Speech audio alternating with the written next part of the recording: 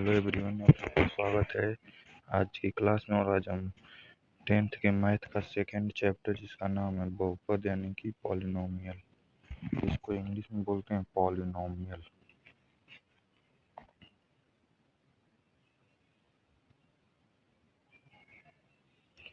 Polynomial इसको शुरू करेंगे। इसे है बहुत छोटा चैप्टर, तो ये कंप्लीट हो जाएगा आसानी से।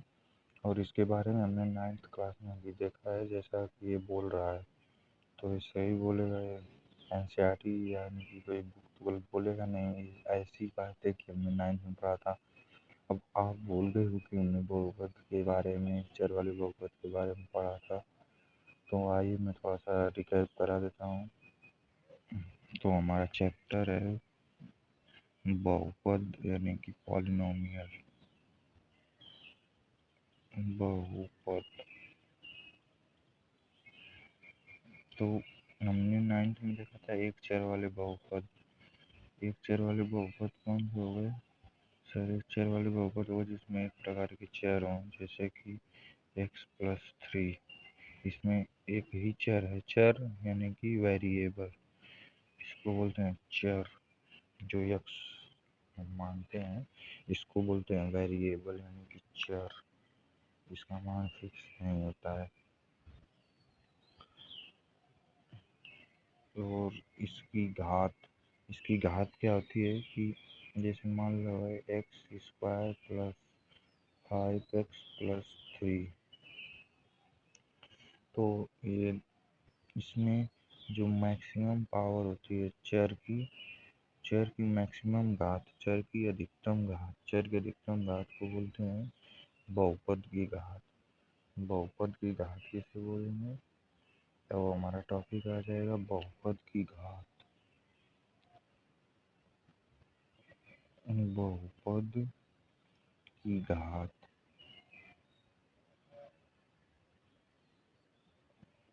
तो किसे बोलेंगे? बहुपद की घात चर की अधिकतम घात को, चर की अधिकतम घात यानी कि मैक्सिमम अधिकतम घात को बहुपद की घात बोलते हैं। तो इसमें अधिकतम घात क्या है? 2 है। 2 है तो इसकी बहुपद की घात हो गई 2। इसकी अधिकतम घात कितनी है? 1, तो इसकी बहुपद की घात हो गई 1। समझ में आया? यानी चर की अधिकतम घात को हम बोलते हैं बहुपद की घात। जैसे आप एक एग्जाम्पल नोट कर लेते हैं, जैसे कि है x³ + 3x² + 2। तो इसमें चर की अधिकतम घात कितनी है? तो हम देखेंगे कि चर की अधिकतम घात 3 है। तो इसकी बहुपद की घात कितनी हो गई? बहुपद की घात या इसकी घात हो गई, इसकी घात हो गई 3, क्योंकि अधिकतम घात को बोलते हैं बहुपद की घात। अब आगे चलते हैं। तो जिस चर की घात यानी एक टेबल जैसा बना रहे हैं और उदाहरण यहाँ लिखेंगे बहुपद की घात, यहाँ लिख दे रहे हैं बहुपद की घात, उसका नाम, और यहाँ पे लिख दे रहे हैं उदाहरण।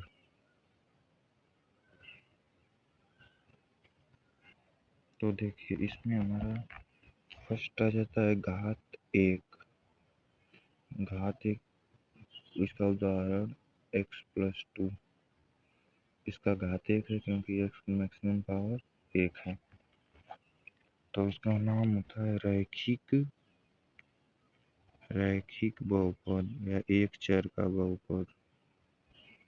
रैखिक बहुपद, लिनियर, रैखिक, या इसको बोलते हैं एक चर का बहुपद और एक घात का बहुपद। है, यहाँ पे एक चेयर का ही हमें पढ़ना है।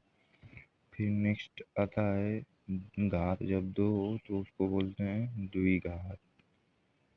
द्विघात इसको इंग्लिश में बोलते हैं क्वाड्रेटिक। बोलते हैं क्वाड्रेटिक। जैसे कि x square plus 5x plus 3, इसकी घात कितनी है? 2। तो ये क्या हो गया? ये हो गया द्विघात। इसकी घात कितनी है? 2। तो बोलते हैं क्वाड्रेटिक। इसी तरह घात 3 हो तो उसको बोलते हैं त्रिघाती। 3 घात का बहुपद। और इसको इंग्लिश में बोलते हैं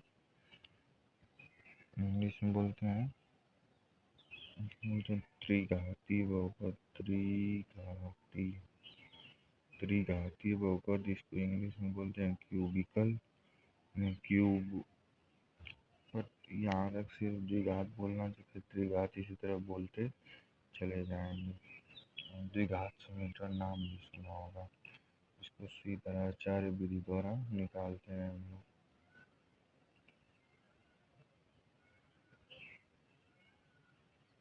तो एक उदाहरण भी देख लेते हैं त्रिघात बहुपद का। जैसे 2x³ plus 3x² plus x plus 1। इसकी मैक्सिमम पावर यानी कि अधिकतम घात जो होगी उसी घात का बहुपद होगा और इसी तरह चलता चला जाएगा। तो ये हो गया घात के बारे में कुछ बातें। अब आपको मेरी जानकारी हो गई कि अगर घात 1 हो तो उसको रैखिक बहुपद यानी लीनियर पॉलिनोमियल बोलते हैं। जैसे उदाहरण ये हो गया। इसी तरह से और भी हो सकता है 5x प्लस 3 5x, यानी कि जिसकी घात 1 हो। और घात क्या होती है कि चर बोलने यानी कि वेरिएबल जैसे x। तो चर की अधिकतम घात को बोलते हैं बहुपद की घात। ये हो गया द्विघात, ये हो गया त्रिघात। इसी तरह आगे चल होता जाएगा।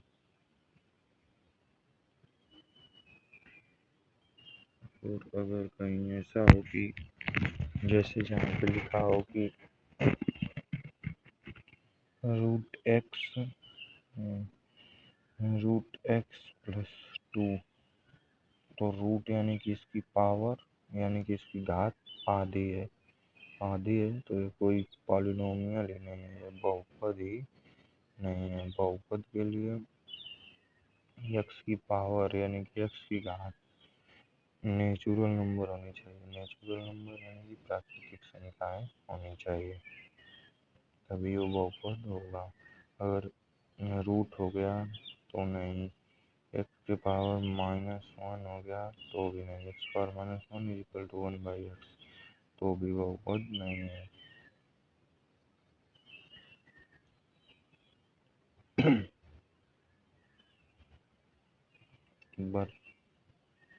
एक बार एनसीईआरटी देख लेते हैं। तो यहाँ से देखते हैं, पिछली कक्षा में पॉलिनोमियल की घातों के बारे में अध्ययन किया। तो आप याद कीजिए कि x के बहुपद px की में x की उच्चतम घात बहुपद की घात कहलाती है। उदाहरण के लिए 4x प्लस 2 में चर x की घात 1 का 4x प्लस 2 में घात 1 का बहुपद है, क्योंकि x की पावर 1 है अधिकतम। 2y² प्लस 3y में 2 का बहुपद है, घात 2 का। 5x³ में 3 का। 7y u की पावर 6 में u की घात 6 का बहुपद है। और ये देखो यहाँ पे -1 आ गया पावर, क्योंकि 1/x तो -1 होता है। तो यहाँ पे ये पे रूट आ गया, नहीं कड़ी आ गई, यहाँ पे x पावर -2 आ गया, तो ये बहुपद ही नहीं है। अब घात 1 के बहुपद को रैखिक बहुपद कहते हैं। हमने देखा ही था।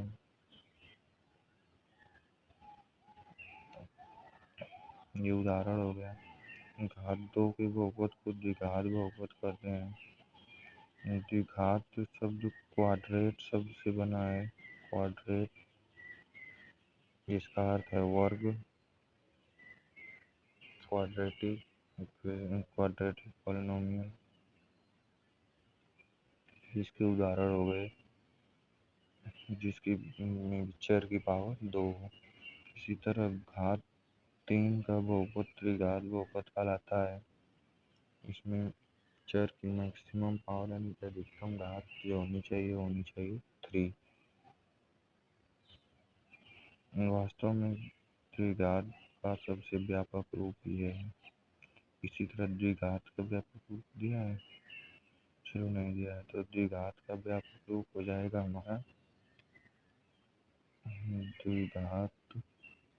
द्विघात का व्यापक रूप हो जाएगा ax square plus bx plus सी।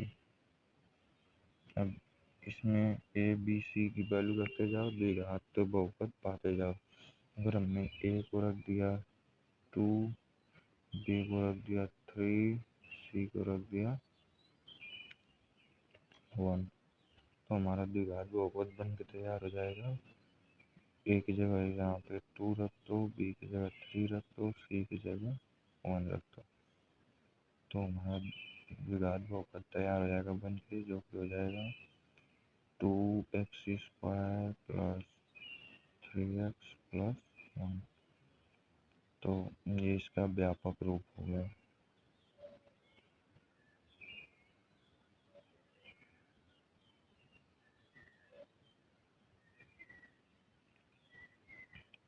और ये द्विघात बहुपद का व्यापक रूप हो गया। इसमें ए बी सी डी वास्तविक संख्या है। इसी तरह ऊपर वाले में द्विघात वाले में x square plus b x plus c है। इसमें ए बी सी वास्तविक संख्या है। इसमें ए बी सी का मान रखते जाओ और द्विघात त्रिघात बहुपद मिलता जाएगा। तो और जो बहुपद होता है इसको दर्शाते हैं पी एक्स से। तो द्विघात बहुपद हो जाएगा पी एक्स, क्या हो जाएगा, द्विघात बहुपद हो जाएगा a x square plus b x plus c. इसी तरह से पी एक्स हो जाएगा हमारा द्विघात बहुपद x cube plus b x square plus c x plus d. तो अगर हम बात करते हैं इसमें पी एफ जीरो यानी कि एक्स की जगह पर जीरो रखेंगे, पी एफ जीरो। इस तरह पी एफ टू तो यानी कि एक्स की जगह पर 2 रखेंगे, तो पी एफ जीरो रखेंगे तो हमारा क्या वैल्यू आएगा, ए इंटू जीरो का square plus b into zero plus c. तो पी एफ जीरो हमारा आ जाएगा सी। इसी तरह अगर हम इसमें रख देंगे P f one, P f one का मतलब पी एक्स की जगह पर 1, क्योंकि यहाँ पे एक्स की जगह पर 1 रख रहे हैं, तो यहाँ हो जाएगा ए इंटू वन का square plus b into one plus c. तो ये क्या आ जाएगा हमारा, ये आ जाएगा a plus b plus c p f one. तो इसका मतलब कि अगर कोई हमसे पी एफ टू पूछेगा तो एक्स की जगह पर 2 रख देंगे, पी एफ थ्री पूछेगा तो एक्स की जगह पर 3 रख देंगे। ये इसमें यही कह रहा है कि पी एक्स में एक्स की जगह पर जो संख्या रखेंगे वही पी एफ की वैल्यू हो जाएगी।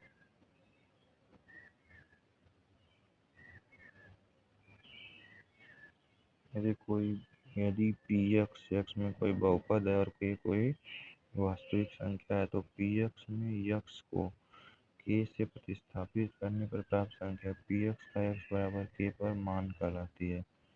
और इसे पी के से निरूपित करते हैं। वही के को हमने वहाँ पे 0 लिया है, 1 लिया है, तो बहुपद की 0 पे मान यानी कि पी एफ 0, बहुपद की 1 पे मान पी एफ 1, बहुपद की 5 पे मान पी एफ 5, बहुपद की के पे मान तो पी एफ के।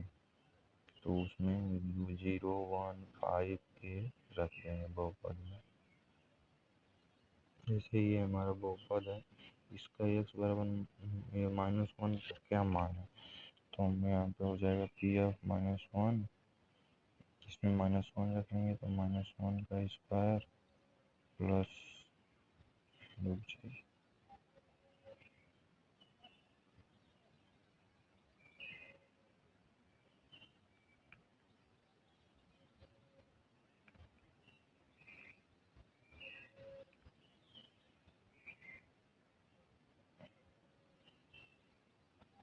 तो यहाँ पर -3 इंटू -1 क्योंकि एक्स -1 रखना है -4, तो ये स्क्वायर हो जाएगा 1, ये माइनस माइनस +3 -4 यानी कि 0। तो पी ऑफ -1 हो जाएगा 0। ध्यान दीजिए पी ऑफ 4 0, पी ऑफ अगर इसी तरह पी ऑफ 4 भी 0 हो जाएगा रखेंगे तो। चलिए मैं रख के दिखा देता हूँ।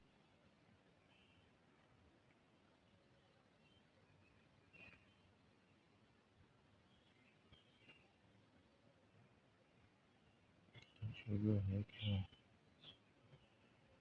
पी ऑफ -4 रख देते हैं तो ये हो जाएगा एक्स स्क्वायर यानी कि -4 का स्क्वायर -3 इंटू -4 फिर -4,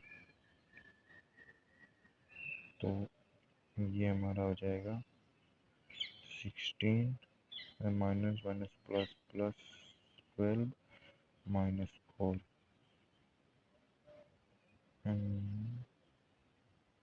कुछ तो गड़बड़ है, पी एफ 4 निकालना है -4 नहीं।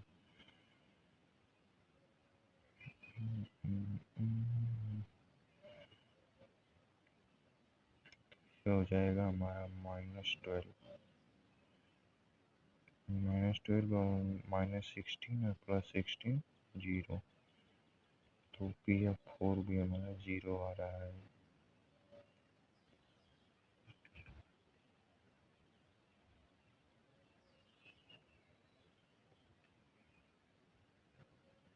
तो क्या बोल रहा है कि क्योंकि पी एफ -1 भी 0 है, पी एफ 4 भी 0 है, इसलिए -1 और 4 द्विघात के शून्य कहलाएंगे, क्योंकि जिस पे वैल्यू शून्य आएगी उसको शून्य बोलेंगे। तो बहुपद के 0 और 4 क्या है, शून्य है, -1 और 4 शून्य है। तो यहाँ पे तो इसने बोल दिया तो हमने मान रख के -1 और 4 पे निकाल दिया, लेकिन हमें पता कैसे चलेगा, तो आगे हम देखेंगे कैसे निकालते हैं। लेकिन देखो फिर ये क्या बोल रहा है, अगर आप भूल गए हो तो यहाँ की एक वास्तविक संख्या है, शून्य कहलाती है, ठीक, पी एफ के बराबर 0। बोल रहा है आप कक्षा 9 में पढ़ चुके हैं कि किसी रैखिक बहुपद का शून्य कैसे ज्ञात किया जाता है। उदाहरण के लिए 2x + 3 का शून्य किया है तो पी एफ के बराबर 0, तो 2k + 3 यहाँ से के बराबर -3/2 प्राप्त होता है। जैसे हम बोल रहा है कि 2x + 3 बराबर 0 का शून्य है, तो 2x + 3 का शून्य हम क्या करते थे, मान लेते थे कि ये क्या है, पी एक्स है, तो पी एफ के बराबर शून्य होगा, तब वो शून्य होगा तो इसमें के रख देंगे, तो हो जाएगा 2k + 3, 3 को इधर लाएंगे तो 2k = -3, तो यहाँ से के बराबर -3/2, ये आ गया शून्य। तो इसका शून्य क्या हो जाएगा, शून्य यानी कि रूट, शून्य हो जाएगा -3/2।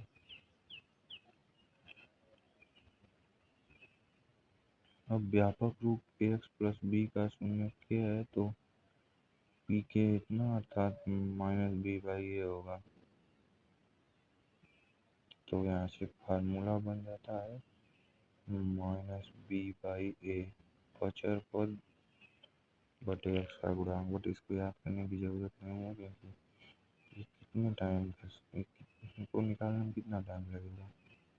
अब ये फार्मूला रटेंगे फिर भूल जाएंगे। इससे अच्छा है सीधे क्या है 2x+3 है तो फार्मूला रखने से अच्छा 2x+3 को 0 रख दें। यहाँ से x 2x बराबर -3 फिर x बराबर -3/2 आ गया। सीधे फार्मूला रखने की कोई ज़रूरत नहीं है, सिर्फ इसी को 0 रख के x की वैल्यू निकालनी, वही हमारा शून्य होगा। ठीक, ये बोल रहा है कि अन्य बहुपदों में भी होता है। उदाहरण के लिए क्या द्विघात बहुपद के भी शून्य उससे गुणांकों के संबंधित होते हैं तो वो इम्पोर्टेंट हो जाता है। उसी को भूमिका बनाने के लिए दिया है, चाहे तो याद कर सकते हैं। देखो इसके आया कैसे ax प्लस बी है, इसका शून्य निकालना है तो उसको 0 के इक्वल कर देंगे तो ax बराबर ये -b हो जाएगा उधर जाके ax बराबर -b/a और हमारा समीकरण ये था ये बहुपद। तो x की वैल्यू यानी कि शून्य क्या आ गया, शून्य आ गया -b/a और -b/a मतलब b क्या है अचर पद माइनस ऑफ अचर पद। अचर पद यानी कि कांस्टेंट बटे a क्या है अधिकतम घात यानी कि x का गुणांक। ये फार्मूला यहाँ से बन गया और किसके याद करने की जरूरत नहीं, सीधे शून्य रखेंगे तो वहाँ सीधे आंसर आएगा।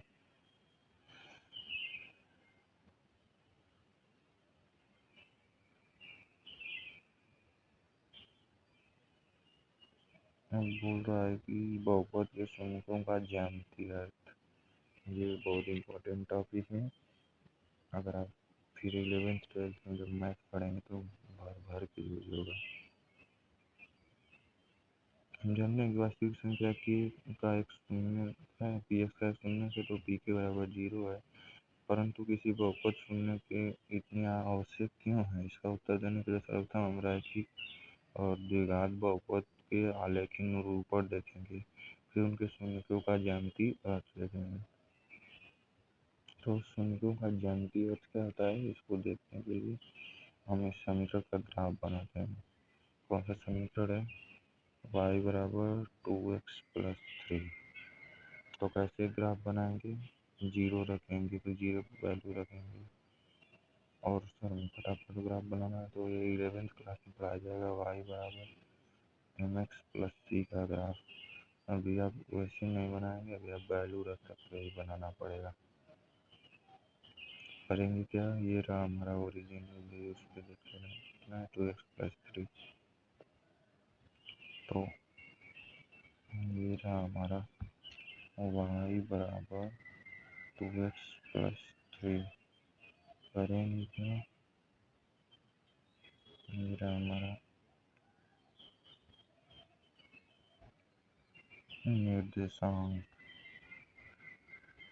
ये रहा 0 1 2 3 4 -1 -2 -3 -4 1 2 3 4 -1 -2 -3 -4। तो क्या बोल रहा है, इसमें हम वैल्यू रखते जाएंगे ग्राफ बनता जाएगा। क्या क्या वैल्यू रखेंगे, पहले x बराबर 0 रख लेते हैं तो x बराबर 0, ये रहा हमारा x अक्ष, ये रहा हमारा y अक्ष। यहाँ पे चार्ट बना लेते हैं x, y। जब x का मान 0 रखेंगे तो ये हो गया 0, तो y का मान आ गया 3, तो y का मान 1 2 3 3। फिर हमने y का मान रख दिया 0, तो x का मान कितना आ गया 2x प्लस 3 बराबर 0। इसको रख दिया हमने 0 इक्वल टू 2x प्लस 3, 3 इधर जाएगा तो -3 इक्वल टू 2x, तो x बराबर -3/2, -3/2 यानी कि -1.5, तो ये हो गया -1.5, क्योंकि यहाँ पे x 0 है, अरे y 0 है, x का मान ये रहा। आई होप ऑप्शन क्लियर हो रहा।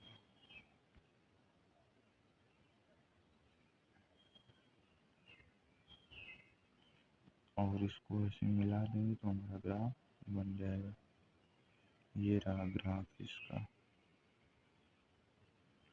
ग्राफ ये रहा।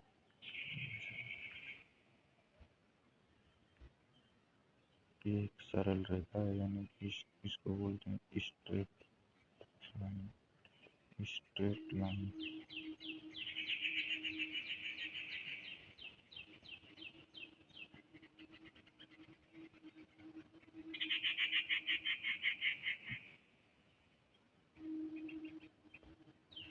ये रहा है ग्राफ।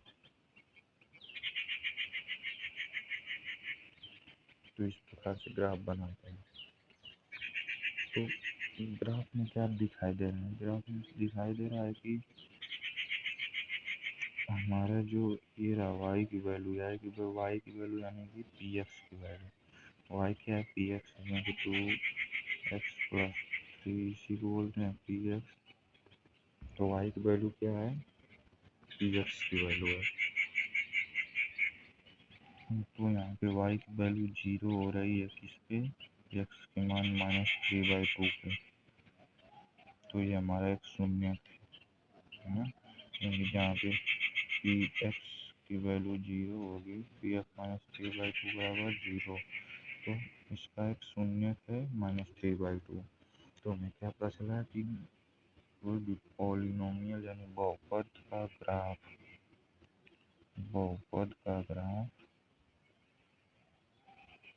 एक्स अक्ष को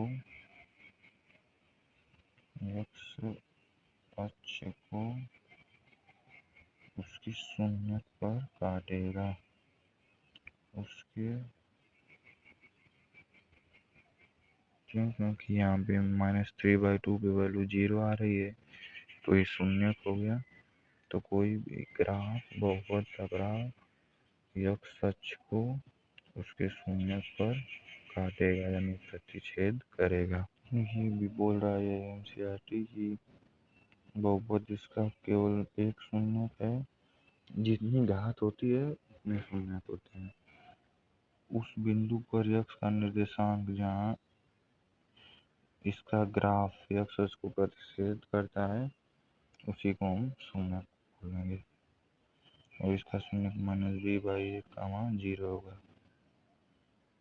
ये तो पता होगा ना कि यक्ष अक्ष पे ये रहा यक्ष अक्ष, तो यहाँ पे y की वैल्यू 0 होती है, ये रहा हमारा y अक्ष, यहाँ पे x की वैल्यू 0 होती है, ये 0,0, जो मान लो यहाँ पे आएगा -b/a, 0, यहाँ पे आ रखा है, यहाँ ये सब यहीं पे आएगा एक घात का बहुपद का शून्य। अब हम द्विघात बहुपद के किसी शून्य का ज्यामितीय अर्थ जाने। x² - 3x + 4 पर विचार करें। आइए देखते हैं। बहुत थोड़ा द्विघात बहुपद के बारे में देख लेते हैं, इसके ग्राफ के बारे में। द्विघात बहुपद तो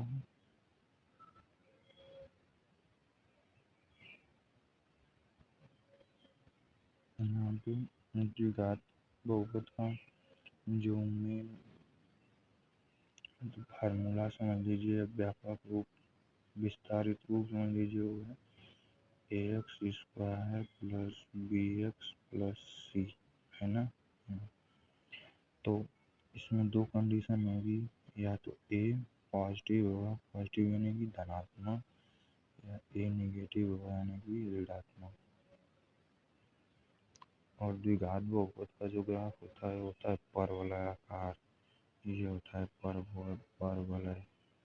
परवलयाकार। ये क्यों होता है ये हमें भी नहीं देखना है, जो आप 12th में पढ़ेंगे तब आप देखेंगे। अगर ए पॉजिटिव हो यानी कि यहाँ पे जो x² का गुणांक है वो धनात्मक हो, तो ग्राफ ऊपर की ओर मुंह खुलेगा इसका।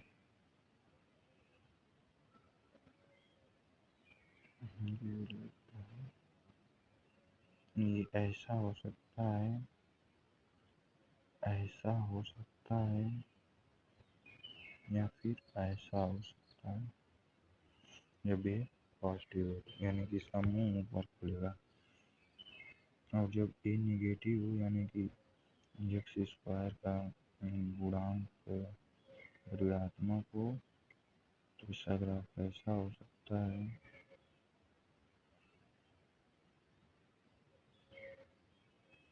इसका ग्राफ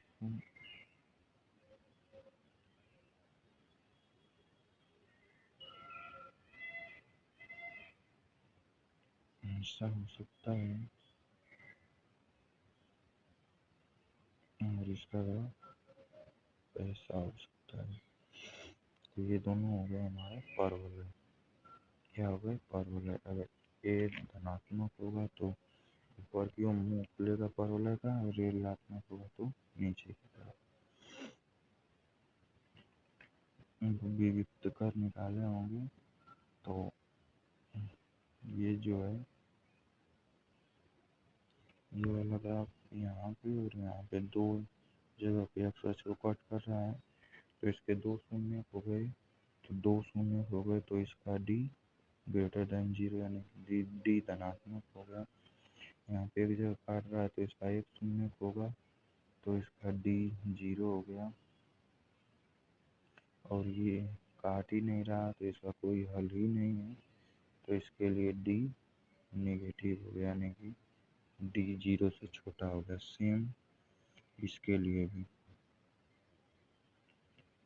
इसके लिए ये हो गया, इसके लिए डी 0 हो गया, और इस वाले ग्राफ के लिए डी नेगेटिव हो गया। इसका कोई सलूशन नहीं है, कोई हल नहीं है, तो डी नेगेटिव, इसका डी 0 यानी कि एक सलूशन, इसका दो सलूशन है यानी दो हल है, तो डी धनात्मक। और इस आकृति को बोलते हैं परवलय। परवलय, पैराबोला। अब जैसे हमने पीछे रखा तो वैल्यू उसी तरह इसमें वैल्यू रख के चेक किया है, तो 0 वैल्यू यहाँ पे और यहाँ पे आया है। तो इस प्रकार से ये और ये हमारे दो रूट हो गए हैं। और देखो क्या है, x² माइनस 3x प्लस 4, तो इसका a का वैल्यू हो गया 1, क्योंकि ax² होता है तो a हो गया पॉजिटिव, तो ऊपर की तरफ है। अब इसका डी निकालने की जरूरत नहीं है, इसमें मान रख के किया तो ऐसा ही बन गया है। तो ये हो गया पैराबोला। ये दो जगह कट कर रहा है तो इसके दो रूट हो गए, दो शून्य हो गए।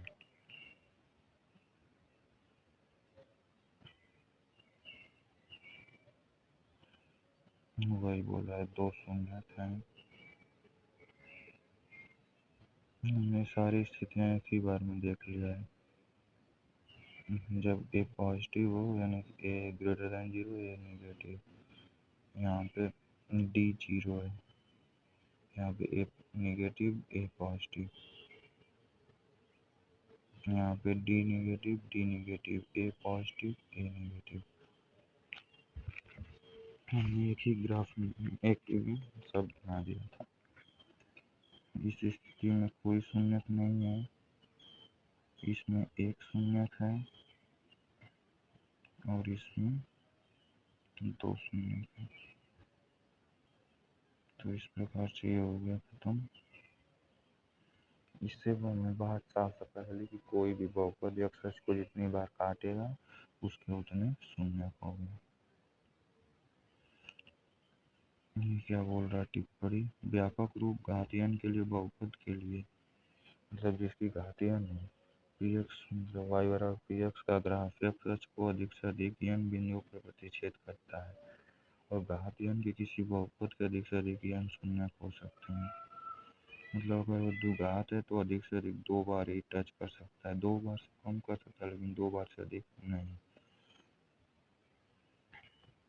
उदाहरण एक, ग्राफों को देखिए जहाँ ग्राफ है, ग्राफों प्रत्येक के शून्यकों की संख्या, तो जितनी बार एक्स को काटेगा उतने शून्यक होंगे। तो ये एक बार काट रहा है तो इसकी शून्यक एक, ये दो जगह काट रहा है तो इसकी शून्यक दो, ये एक दो तीन जगह काट रहा है तो इसकी शून्यक तीन, ये एक जगह काट रहा है एक्स को तो इसकी शून्यक एक। ये नहीं कि यहाँ भी काट रहा है, ये नहीं लगेगा, सिर्फ एक्स को, ये एक्स को एक जगह, ये एक्स को एक दो तीन चार, चार जगह, जितने जगह एक्स को काटेगा उतने शून्य को।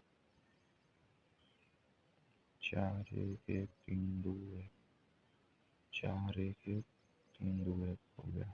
सेम उसी उदाहरण पर आधारित है हमारी प्रश्नावली 2.1 रही।